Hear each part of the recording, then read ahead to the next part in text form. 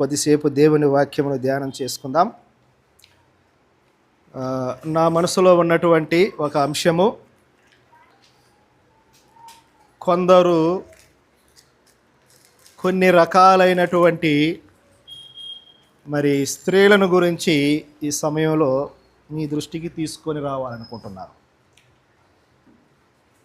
కొన్ని రకాలైనటువంటి లేదా కొందరు స్త్రీలను గురించి కొద్దిసేపు మనము వాక్యాన్ని ధ్యానం చేసుకుందాం. నేను స్త్రీలు అన్నప్పుడు ఇది స్త్రీలకు మాత్రమే ఏమో మాకు కాకూడదని పురుషులు అనుకోకూడదు. పురుషులకు కూడా ఈ వాక్యాన్ని అన్వయించుకోవాలి. నిర్గమాకాండము, ద బుక్ ఆఫ్ ఎక్సోడస్, నిర్గమాకాండము మొదటి అధ్యాయం, ఫస్ట్ చాప్టర్. నిర్గమాకాండము మొదటి అధ్యాయము 15 నుండి చదువుకుందాం. Verses from 15. మరియు ఐగుప్తు రాజు షిఫ్రా పూయువను హెబ్రీయుల మంత్రసానులతో మాట్లాడి, మీరు హెబ్రీ స్త్రీలకు మంత్రసాని పని చేయుచు వారిని కాన్పు పీటల మీద చూచినప్పుడు మగవాడైన ఎడల వాణ్ణి చంపుడి, ఆడుదైన ఎడల దాన్ని బ్రతకనీయుడని వారితో చెప్పెను. అయితే ఆ మంత్రసానులు దేవునికి భయపడి ఐగుప్తు రాజు తమకు ఆజ్ఞాపించినట్లు చేయక మగ పిల్లలను బ్రతకనీయగా, ఐగుప్తు రాజు ఆ మంత్రసానులను పిలిపించి, మీరెందుకు మగ పిల్లలను బ్రతకనిచ్చితిరి? ఈ పని ఎలా చేసితరని అడిగాను. సహోదరులారా, మనం చదువుకున్న ఈ లేఖన భాగంలో నేను స్త్రీలను గురించి మీ దృష్టికి తీసుకొని వస్తానని చెప్పాను కదా. దేవుని చిత్తమైతే ఒక 4 లేదా 5 రకాలైనటువంటి స్త్రీలను గురించి మీ దృష్టికి తీసుకొని వస్తాను. మొదటి రకం, భయము కలిగిన స్త్రీలు. ఇక్కడే ఉంది కదా, ఎక్కడుంది అది? 17వ వచనములో, అయితే ఆ మంత్రసానులు దేవునికి భయపడి. మొదటి రకం భయము కలిగిన స్త్రీలు. రెండవ రకం భక్తి కలిగిన స్త్రీలు. మూడవ రకం బాధ్యత కలిగిన స్త్రీలు. నాలుగవ రకం బలము కలిగిన స్త్రీలు. 5వ రకం కూడా ఉంది. ఒకవేళ ఈ 4 రకాల స్త్రీల గురించి చెప్పి సమయం ఉంటే ఆ 5వ రకము స్త్రీలను కూడా మనము ధ్యానం చేసుకుందాం. మొదటి రకం ఎవరంట? భయము కలిగినటువంటి స్త్రీలు. ఇశ్రాయేలీలు ఐగుప్తు దేశములో బానిసలుగా ఉన్నారు. ఐగుప్తు దేశములో యోసేపు కాలములో ఉన్నటువంటి రాజు కాకుండా మరి ఒక రాజు ఇశ్రాయేలీలను పరిపాలిస్తూ ఉన్నాడు. ఈ ఇశ్రాయేలీల యొక్క జనసంఖ్య పెరుగుతూ ఉన్నప్పుడు, ఒకవేళ ఇశ్రాయేలీల యొక్క సంఖ్య ప్రబలమైపోయి ఐగుప్తుల యొక్క సంఖ్య తగ్గిపోతుందేమో, కాబట్టి ఇశ్రాయేలీలు వారి సంఖ్య పెరగకూడదు, వారి జనాభా పెరగకూడదు అని ఆ రాజు ఒక ఆజ్ఞ ఇచ్చాడు. ఏం ఆజ్ఞది? మగ పిల్లలందరినీ చంపేయాలి అని ఒక ఆజ్ఞ ఇచ్చాడు. ఇప్పుడు మనం ఒక 15వ వచనం చదువుకున్నాం కదా. మరియు ఐగుప్తు రాజు షిఫ్రా పూయువను హెబ్రీయుల మంత్రసానులతో మాట్లాడి, ఐగుప్తు రాజు షిఫ్రా పూయను హెబ్రీ మంత్రసానులతో మాట్లాడి, మంత్రసానులంటే కాన్పులు చేసేవారు. మీరు కాన్పు చేస్తూ ఉండగా ఆ కాన్పు పీటల మీద ఒకవేళ మగ పిల్ల లేదా మగ పిల్లవాడు పుడితే చంపేయండి, ఆడపిల్ల పుడితే బ్రతకనీయండి అని ఆజ్ఞించాడు ఐగుప్తు రాజు. మగపిల్లలైతే చంపాలి, ఆడపిల్లలైతే బ్రతకనివ్వాలి. కానీ ఈ స్త్రీలు ఏం చేశారు? అయితే ఆ మంత్రసానులు దేవునికి భయపడి ఐగుప్తు రాజు తమకు ఆజ్ఞాపించినట్లు చేయక మగ పిల్లలను బ్రతకనీయగా. ఐగుప్తు రాజు ఆజ్ఞిచ్చాడు, ఆజ్ఞ ఉన్నది అక్కడ, మగ పిల్లలను చంపాలి. కానీ ఈ మంత్రసానులు దేవునికి భయపడినట్లుగా మనం చూస్తూ ఉన్నాం. దేవునికి భయపడి రాజు ఆజ్ఞను లక్ష్య పెట్టకుండా, ఆ రాజాజ్ఞకు భయపడక దేవునికి మాత్రమే భయపడి రాజు చెప్పినట్లు చేయకుండా మగ పిల్లలను ఏం చేశారు? బ్రతకనిచ్చారు. దేవునికి భయపడిన స్త్రీలను కొంతమందిని ఇక్కడ మనం చూస్తూ ఉన్నాం. దేవునికి భయపడిన స్త్రీలు. పరిస్థితులు ఎలాగున్నాయంటే ఆ దినాలలో మగపిల్లలను ఎవరైతే బ్రతకనిస్తారో ఇంకా వారికి చావే ఖాయం. రాజు వేసేటువంటి శిక్ష ఎలాగుంటుందో ఖచ్చితంగా శిక్ష ఉన్నది, ప్రాణాపాయం ఉన్నది, చాలా కష్టమైన పరిస్థితులు ఉన్నాయి. కానీ ఆ స్త్రీలు, ఆ మంత్రసానులు దేవునికి భయపడేవారు కాబట్టి పరిస్థితులను చూడలేదు, వాళ్ళు ఇబ్బందులను చూడలేదు, వారు ప్రాణాపాయాన్ని చూడలేదు, వారు వాటిని లక్ష్య పెట్టకుండా కేవలము దేవునికి మాత్రమే భయపడి మగపిల్లలను బ్రతకనిచ్చినట్లుగా మనం చూస్తూ ఉన్నాం. అసలు రాజు మగ పిల్లలను చంపమని చెప్పాడు. ఈ మంత్రసానులు దేవునికి భయపడి మగ పిల్లలను చంపలేదు. ఎందుకో చెప్పండి, మీకు తెలిస్తే ఒక కారణం చెప్పండి. ఎందుకు ఈ హెబ్రీ మంత్రసానులు మగ పిల్లలను బ్రతకనిచ్చారు? కారణం చెప్పండి. ఒక బలమైన కారణం ఉంది, తెలుసా మీకేమన్నా? హెబ్రీ మంత్రసానులు మగ పిల్లలను ఎందుకు బ్రతకనిచ్చాడు?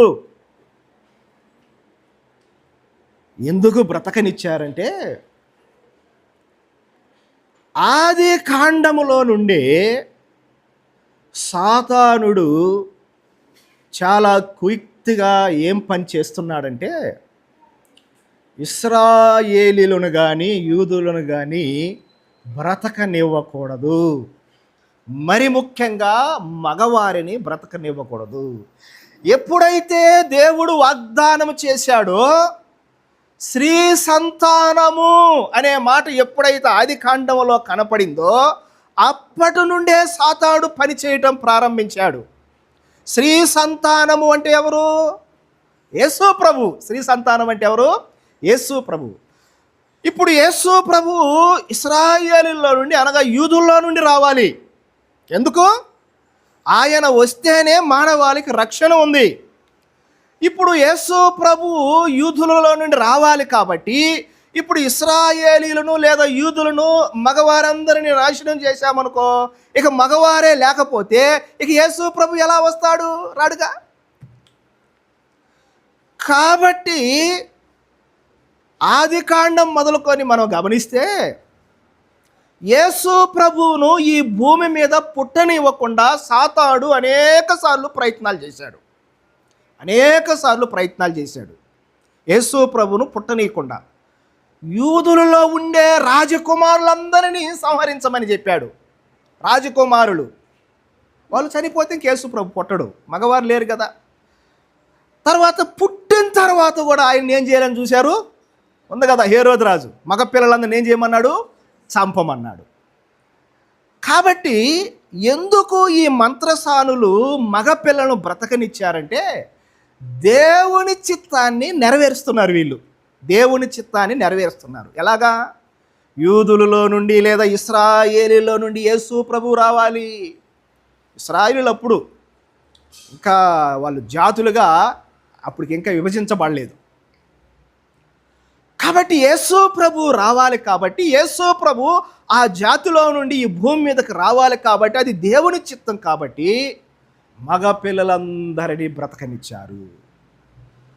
దీన్ని బట్టి మనం ఏమర్థం చేసుకోవాలంటే, దేవునికి భయపడే స్త్రీలు దేవుని చిత్తాన్ని నెరవేరుస్తారు. దేవుని చిత్తాన్ని నెరవేరుస్తారు అంతే. పరిస్థితులను చూడరు వాళ్ళు, వారి ఇబ్బందులను చూడరు వాళ్ళు, అమ్మ ప్రాణం పోతుందేమని చూడరు వాళ్ళు.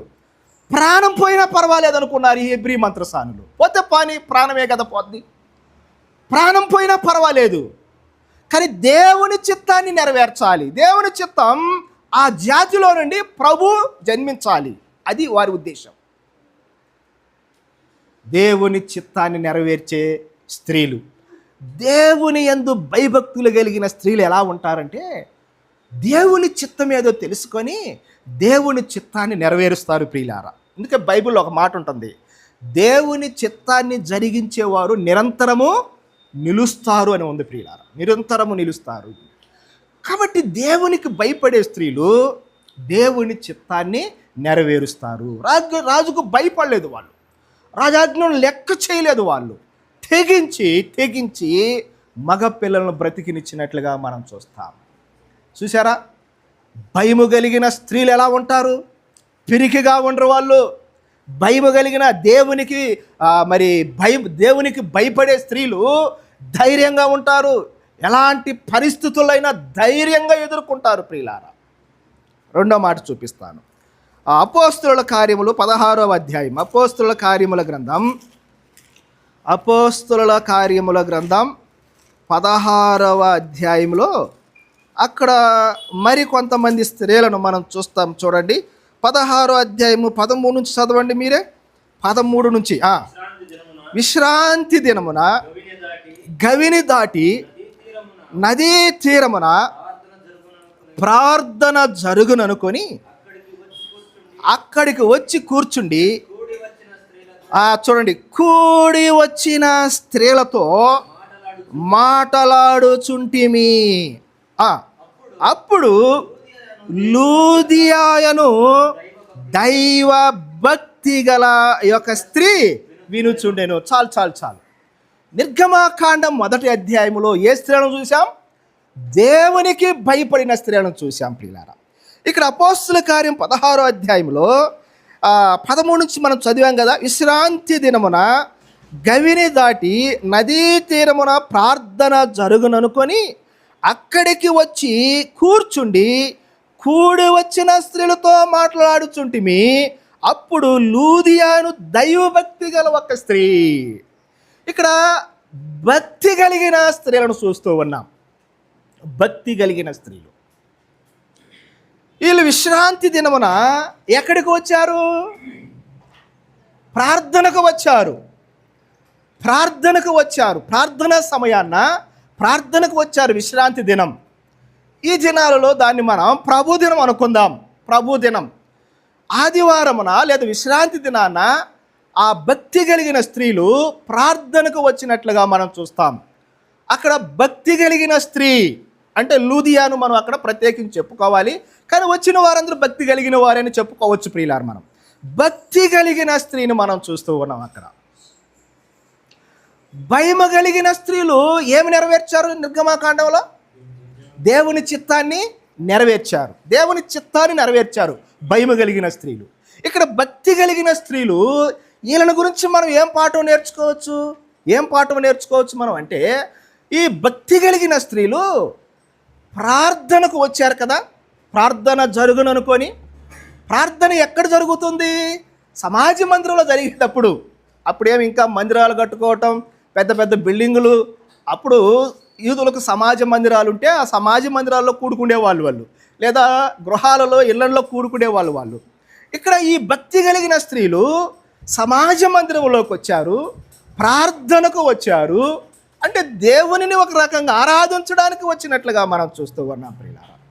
ఆనాడు సమాజ మందిరం, ఈ దినములో సంఘం, దేవుని సంఘం, భక్తి కలిగిన స్త్రీలు ప్రార్థనను మానరు.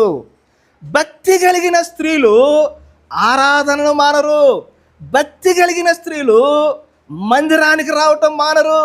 ఇక్కడ భక్తి కలిగిన స్త్రీల లక్షణాలు మనం గమనిస్తే, వాళ్ళు ప్రార్థనకు వచ్చారు, వాళ్ళు సమాజ మందిరానికి వచ్చారు.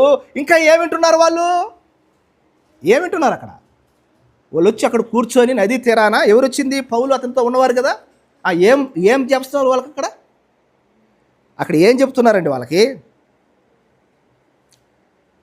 ఏం చెప్తున్నారు? కూడి వచ్చిన స్త్రీలతో మాటలాడుచుంటే ఏం మాట్లాడుతున్నారు? వాక్యం చెబుతూ ఉన్నారు వాళ్ళు, ముచ్చట్లు కాదు. ఇక్కడ మనం గమనించాలి. భక్తి కలిగిన స్త్రీ ఎలా ఉంటుందంటే, భక్తి కలిగిన స్త్రీలు ప్రార్థన విషయములో కానీ, ఆరాధన విషయములో కానీ, వాక్యము వినే విషయంలో కానీ వీళ్ళు ఆసక్తిగా ఉంటారు పిల్లలు, ఆసక్తిగా ఉంటారు. అందుకనే మనం ఏ క్రైస్తవ సభల్లో మీరు చూడండి, క్రైస్తవ మీటింగుల్లో చూడండి, ఎక్కువగా పురుషుల కంటే ఎవరు కనపడతారు? స్త్రీలే కనపడతారు, స్త్రీలే కనపడతారు. ఈ మధ్య మనకు వేటపాలెలో మీటింగులు జరిగాయి బాగా. మీటింగులు జరిగినప్పుడు పురుషుల కంటే స్త్రీల సంఖ్య ఎక్కువ కనపడుతూ ఉంది. తర్వాత ఈ మధ్య ఇంకొక స్థలంలో ఒక మీటింగులు జరిగాయి, అక్కడ పురుషుల కంటే స్త్రీల సంఖ్య ఎక్కువ కనపడుతూ ఉంది. భక్తి కలిగినటువంటి స్త్రీలు ప్రార్థన విషయంలోనూ, మందిరం విషయంలోనూ, ఆరాధన విషయంలోనూ, వాక్యం విషయంలోనూ వాళ్ళు ఎంతో ఆసక్తిగా ఉంటారు ప్రియులారా. ఇక్కడ మనం చూస్తూ ఉన్నాం అపోస్తలుల కార్యం 16వ అధ్యాయంలో లూదియాను భక్తి కలిగినటువంటి ఒక స్త్రీ వాక్యం వింటూ ఉంది. కలిసి ప్రార్థన చేసుకుంటూ ఉన్నారు, దేవుణ్ణి జ్ఞాపకం చేసుకుంటూ ఉన్నారు ప్రియులారా. అంటే భక్తి కలిగిన స్త్రీలు మందిరాన్ని విడిచిపెట్టరు, మందిరం విషయంలో నిర్లక్ష్యంగా ఉండరు, ఆరాధన విషయంలో నిర్లక్ష్యంగా ఉండరు, ప్రార్థన విషయంలో నిర్లక్ష్యంగా ఉండరు, వాక్యము విషయంలో నిర్లక్ష్యంగా ఉండరు. భక్తి కలిగిన స్త్రీల యొక్క లక్షణాలు ఇవి. భక్తి కలిగిన స్త్రీల లక్షణాలు. నీకు వాక్యం మీద ఆసక్తి లేకపోతే నీ భక్తి లేదా లోపం ఉంది. నువ్వు తరచుగా ఆరాధన విషయంలో నిర్లక్ష్యంగా ఉంటున్నావంటే నీ భక్తిలో ఎక్కడో లోపం ఉంది ప్రియులారా. భక్తి కలిగిన స్త్రీ యొక్క లక్షణం దేవుని మందిరాన్ని ప్రేమించేవారుగా ఉంటారు. కాబట్టి భయము కలిగిన వారు, దేవునికి భయపడేవారు దేవుని చిత్తాన్ని నెరవేరుస్తారు. భక్తి కలిగిన వారు మందిరం విషయంలో, ప్రార్థన విషయంలో, వాక్యం విషయంలో, ఆరాధన విషయంలో వీళ్ళు ఎడతెగక ఆసక్తి కలిగి జీవిస్తారు ప్రియులారా. మూడో మాట చెప్తాను చూడండి.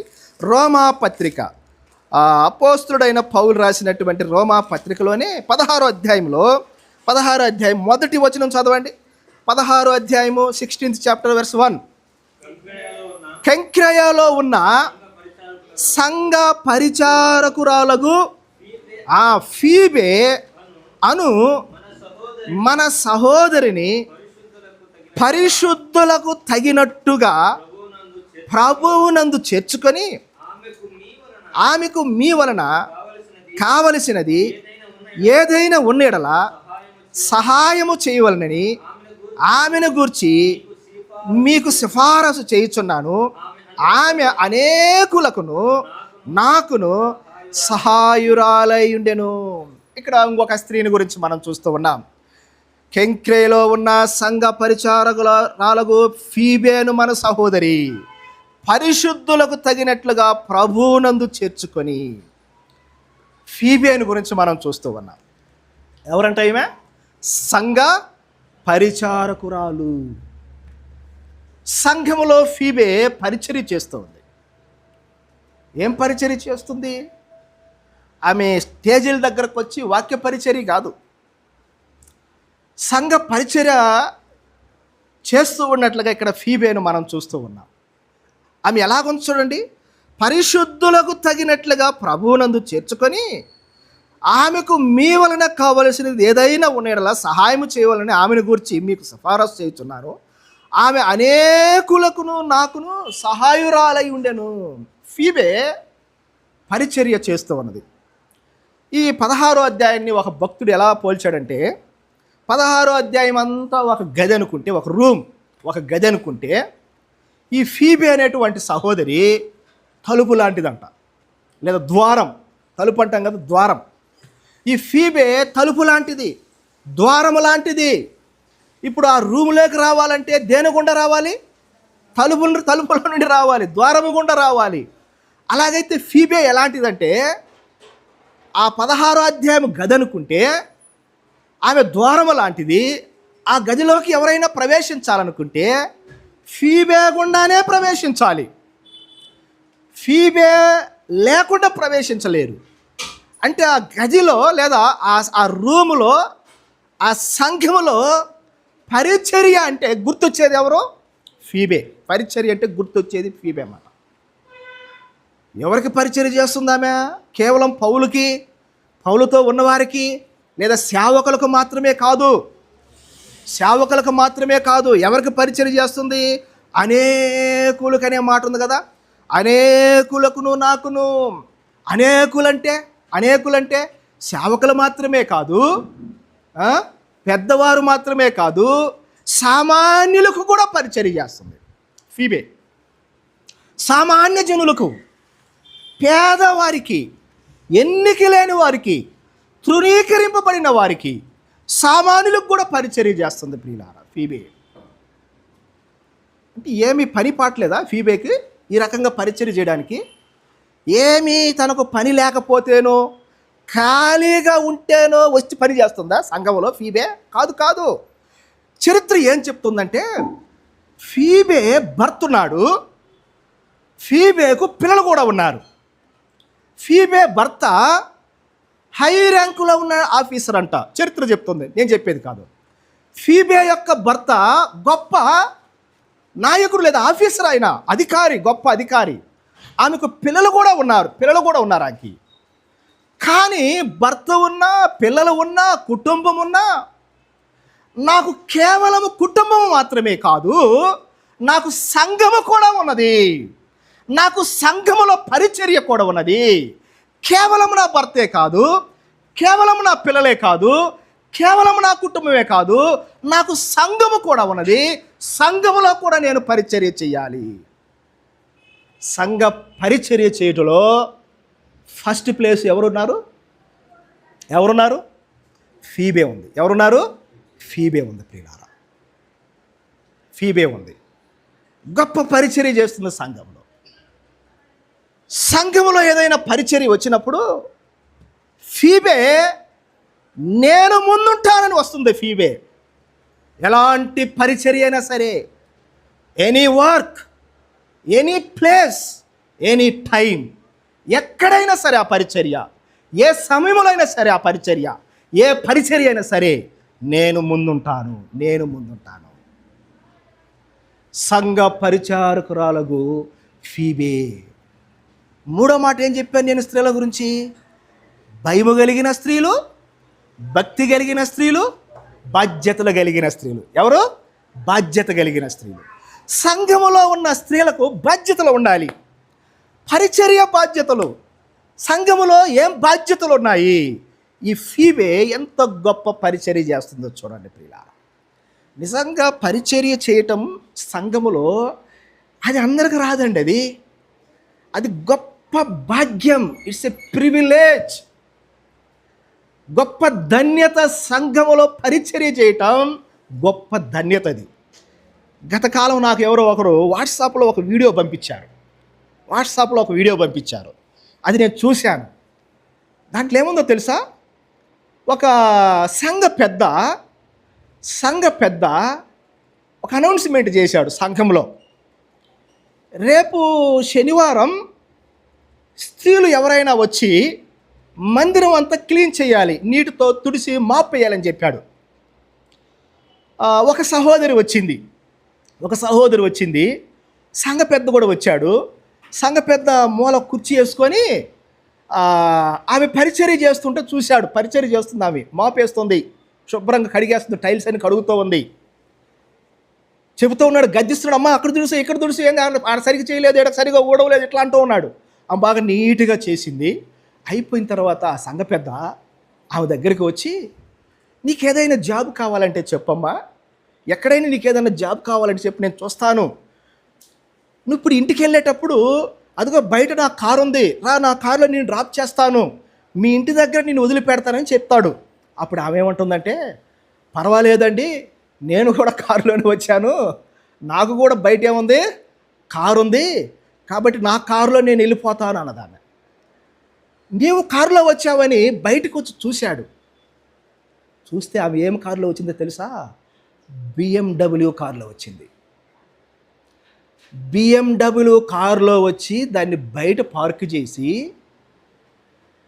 లోపల వచ్చి మాపేస్తా ఉంది. ఇతను ఏ కారులో వచ్చాడో తెలుసా? ఇప్పుడుంటా చూసారా ఈకో కార్లు, ఆల్టో కార్లు ఉన్నాయి, అలాంటి కారులో వచ్చాడు అతను. ఈమె BMW కారులో వచ్చింది. ఆ కారును చూసి ఆశ్చర్యపడ్డాడు అతను. వివరాలు అడిగాడు. నువ్వు ఏం పని చేస్తావు, ఎక్కడ నీ జాబ్ ఏందని అడిగితే, ఒక ఫేమస్ ప్రసిద్ధి చెందిన ఒక కంపెనీ పేరు చెప్పి, I'm the CEO of that company అన్నదంట. ఎవరామె? CEO. ఆ కంపెనీలో అతను ఒక అడ్మిన్గా పనిచేస్తున్నాడు.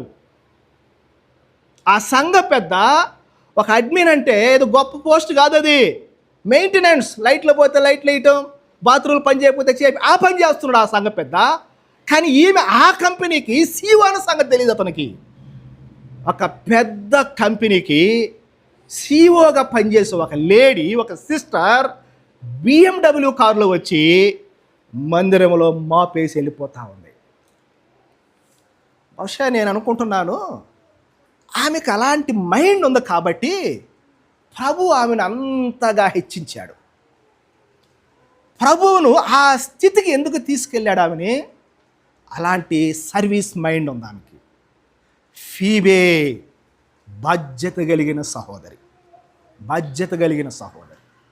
పౌలకు పరిచర్య చేస్తుంది, సామాన్యులకు పరిచర్య చేస్తుంది. తన స్థితిని మర్చిపోయింది.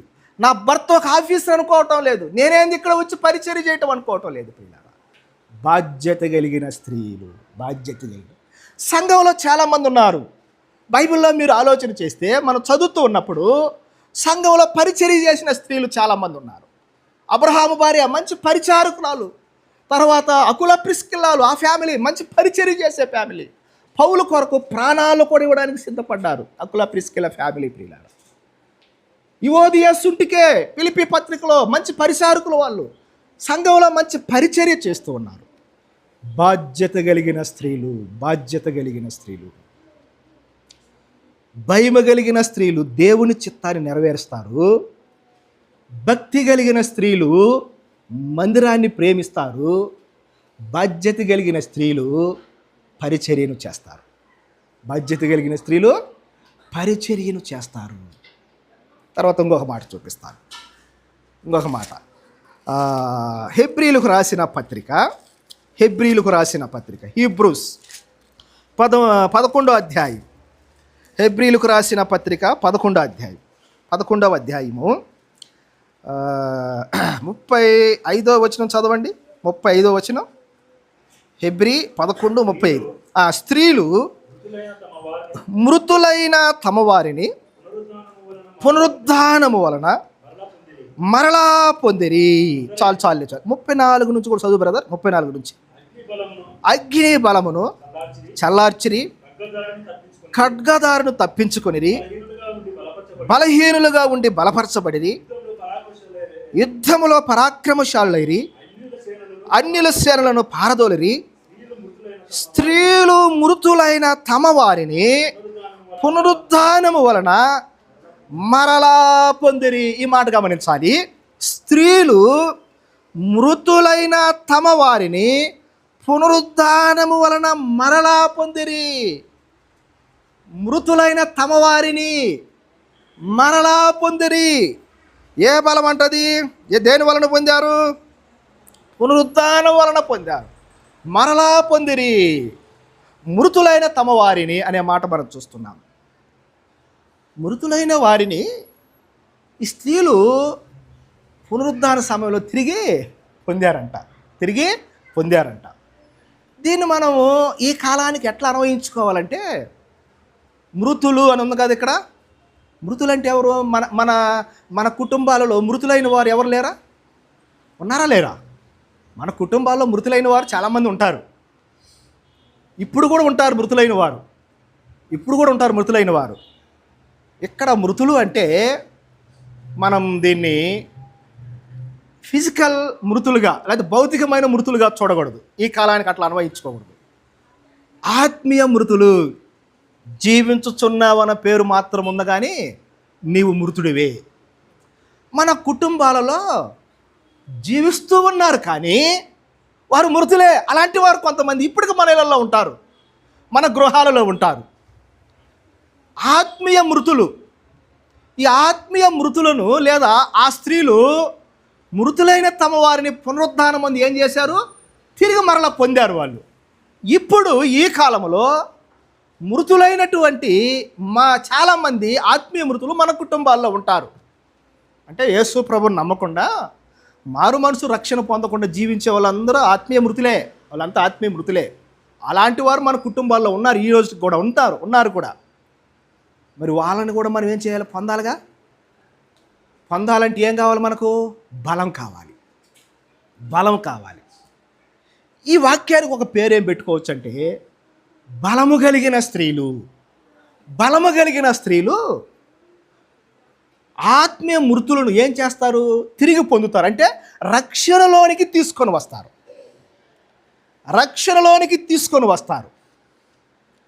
బలమైన స్త్రీలు. ఏ బలం? శారీరక బలం కాదు, ఇది ఆత్మీయ బలం కలిగిన స్త్రీలు ఆత్మీయంగా మృతులైన వారిని తిరిగి పొందుతారంటే వారిని రక్షణలోనికి తీసుకొని వస్తారు.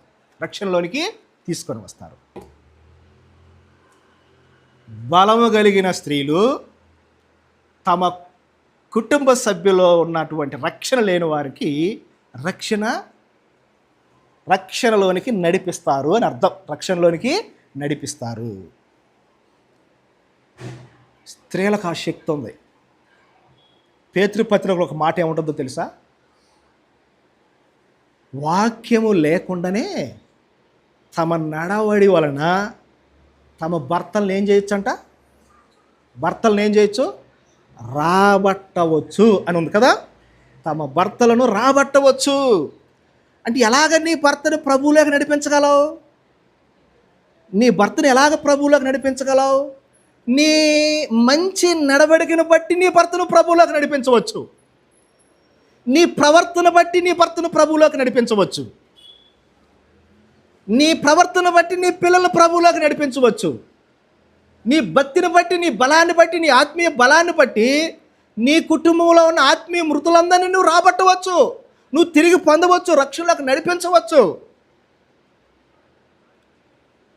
చాలా సంఘాలలో భార్యలు మాత్రమే వస్తారు, భర్తలు రారు మందిరానికి. నేను ఇంతకు ముందే చెప్పాను, ఇది స్త్రీలకని స్త్రీలే అనుకోవద్దు, పురుషులకు కూడా అన్వయించుకోవాలని చెప్పాను. చాలా సంఘాలలో భర్తలు మాత్రమే వస్తారు మందిరానికి, భార్యలు రారు. చాలా స్థలాలలో తల్లిదండ్రులు వస్తే పిల్లలు రారు, పిల్లలు వస్తే తల్లిదండ్రులు రారు. నేను ఆంధ్రాలో నెల్లూరు జిల్లాలో ఒక సంఘానికి వెళ్తూ ఉంటాను. ఆ సహోదరి మాత్రమే వస్తుంది. నేను ఎప్పుడు వెళ్ళినా ఆ సంఘానికి ఒక సహోదరు ఉంది, ఆమె వస్తుంటుంది. నేను అడిగాను, అమ్మ మీ ఆయన ఏడు రావటం లేదు, మీ భర్త ఏడంటే, రాడన్నా ఆయన, నేను రాను పో అంటాడన్నా, నువ్వు పో అంటాడన్నా, నాకు కుదరదులే అంటాడన్నా. ఎందుకు ఆయన రావటం లేదు?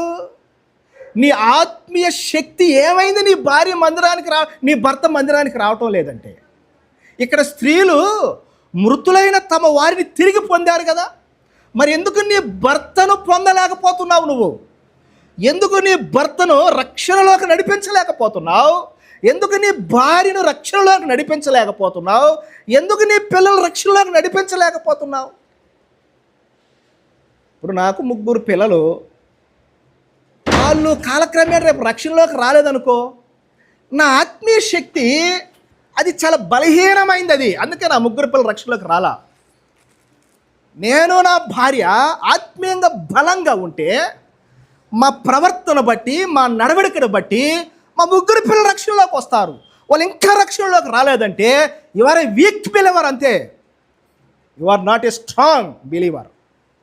నీలో లోపం ఉంది, నీలోనే ఉంది లోపం, తల్లిలో ఉంది లోపం, తండ్రిలో ఉంది లోపం, లేదా భర్త రావట్లేదంటే భార్యలో ఉంది లోపం, భార్య రావడం లేదంటే భర్తలో ఉంది లోపం, పిల్లలు రావడం లేదంటే తల్లిదండ్రులలో ఉంది లోపం. ఎవరినో నిందించాల్సిన పని లేదు, మనం వాళ్ళని నిందించాల్సిన పని లేదు. ప్రియులారా, ఏది నీ భర్త అంటే రావటం లేదా? ఎందుకు రావటం లేదు? ఏది నీ భార్య అంటే రావటం లేదు, ఎందుకు రావటం లేదు? ఎలాగుంది నీ ఆత్మీయ శక్తి, నీ ఆత్మీయ బలం ఎలాగుంది? బలము కలిగిన స్త్రీలు తమ వారిని రక్షణలోకి నడిపించుకుంటారు, తమ వారిని రక్షణలోకి నడిపించుకుంటారు. పునరుద్ధానమందు వారిని తిరిగి పొందుతారు. ప్రియులారా, తిరిగి పొందుతారు. 4 చెప్పాను. ఎవరు చెప్పండి? మొదటి రకం స్త్రీలు దేవునికి భయపడే స్త్రీలు. రెండో రకం ఎవరు? భక్తి కలిగిన స్త్రీలు. మూడో రకం ఎవరు? బాధ్యత కలిగిన స్త్రీలు. నాలుగో రకం ఎవరు? బలము కలిగిన స్త్రీలు. బలము కలిగిన స్త్రీలు. 12:30 అయిపోయింది. ఆఖరిగా ఒక రకమైన స్త్రీలు ఉన్నారు, భ్రష్టులైన స్త్రీలు అని ఉంటుంది బైబిల్లో. తిమోతికి రాసిన 2వ పత్రిక 3వ అధ్యాయం కానీ మీరు చదివితే, మీరు ఇంటికి పోయి చదువుకోండి, ఇప్పుడే అవసరం లేదు. అక్కడ ఎంత చెప్పినను నేర్చుకొనని అవివేక స్త్రీలు యొక్క ఇళ్లలో చొచ్చి నానా విధములైన దురాశలకు వేడవబడి లోనైపోయి ఎంబిరి అని వారు ఉన్నారు కొంతమంది. ఇద్దరు వారి యొక్క దురాశలకు లోబడుచు సత్యమును ఎదిరించుచు భ్రష్టులైన స్త్రీలు కనపడతారు. భ్రష్టులు. మనము ఆ 5వ కోవకు చెందిన వారంగా ఉండకూడదు. 5వ కోవకు చెందిన వారంగా ఉండకూడదు. మొదటి 4 కోవలు ఉండాలి. భయం ఉండాలి, భక్తి ఉండాలి, బాధ్యతలు ఉండాలి, బలం కలిగి మనం ఉండాలి. ప్రియులారా, అలాగ ఉండడానికి ప్రభు మనకు సహాయం చేయనుగాక.